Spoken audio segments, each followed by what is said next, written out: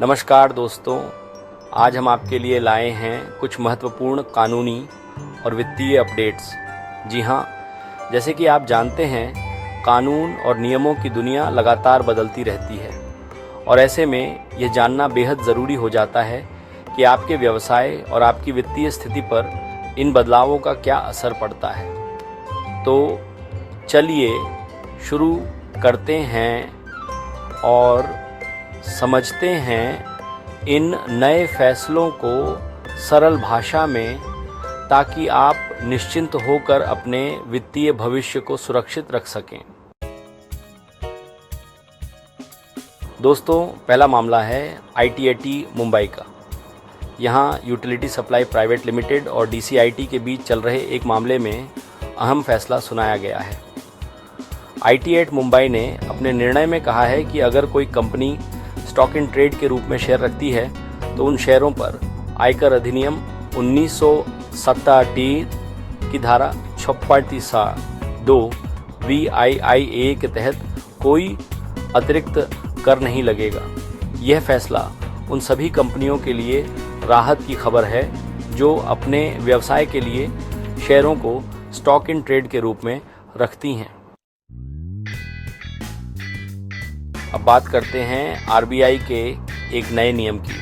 विदेशी मुद्रा प्रबंधन अधिनियम यानी FEMA के उल्लंघन पर लगने वाले जुर्माने की राशि को RBI ने घटाकर 2 लाख रुपए कर दिया है। पहले यह जुर्माना उल्लंघन की गई राशि का 1% होता था।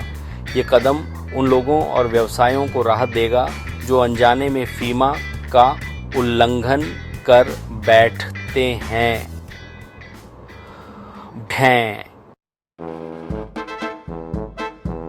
GST के मामले में भी एक महत्वपूर्ण फैसला आया है।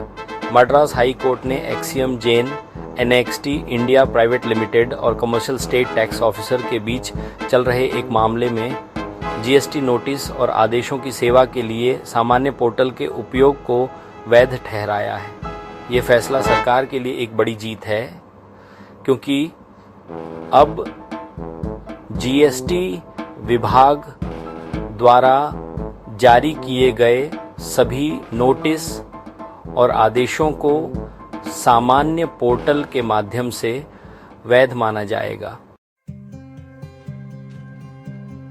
इस फैसले के बाद कोर्ट ने यह भी स्पष्ट किया है कि जब कोई इलेक्ट्रॉनिक रिकॉर्ड सामान्य पोर्टल में दर्ज हो जाता है तो उसे प्राप्ति माना जाएगा, चाहे असेसी ने उसे अपने कंप्यूटर संसाधन के रूप में निर्दिष्ट किया हो या नहीं। इसलिए ये बेहद ज़रूरी है कि सभी व्यवसाय अपने GST पोर्टल को नियमित रूप से चेक करते रहें और किसी भी तरह के नोटिस या आदेश का समय पर जवाब दें। अब बात करते हैं कुछ सकारात्मक बातों की। मुझे यह बताते हुए बेहद खुशी हो रही है कि स्टार्टअप्स और MSMEs द्वारा पेटेंट फाइलिंग में पिछले 5 सालों में 310% की ज़बरदस्त वृद्धि देखने को मिली है। 2018-19 में जहां सिर्फ 1492 पेटेंट फाइल किए गए थे, वहीं 2023-24 में यह संख्या बढ़कर 6120 हो गई है। ये इस बात का साफ सबूत है कि भारत में नवाचार और उद्यमिता को बढ़ावा मिल रहा है। अंत में एक महत्वपूर्ण मामले में सुप्रीम कोर्ट ने national financial reporting authority NFRA द्वारा स्नेहल N मुजुमदार और अन्य के खिलाफ दायर एक याचिका पर सुनवाई की। इस मामले में NFRA के चार्टर्ड अकाउंटेंट्स पर नियामक शक्तियों पर चर्चा की गई। ये मामला अभी विचाराधीन है और इसके फैसले का इंतजार है। तो दोस्तों, ये थे कुछ महत्वपूर्ण कानूनी और वित्तीय अपडेट्स जो आपके लिए जानना बेहद ज़रूरी हैं। याद रखें, जागरूकता ही सुरक्षा है, इसलिए कानून और नियमों में होने वाले बदलावों से अपने आप को अपडेट रखें और अपने व्यवसाय को सुरक्षित रखें। धन्यवाद दोस्तों। इन महत्वपूर्ण अपडेट्स के लिए हमारे साथ बने रहें।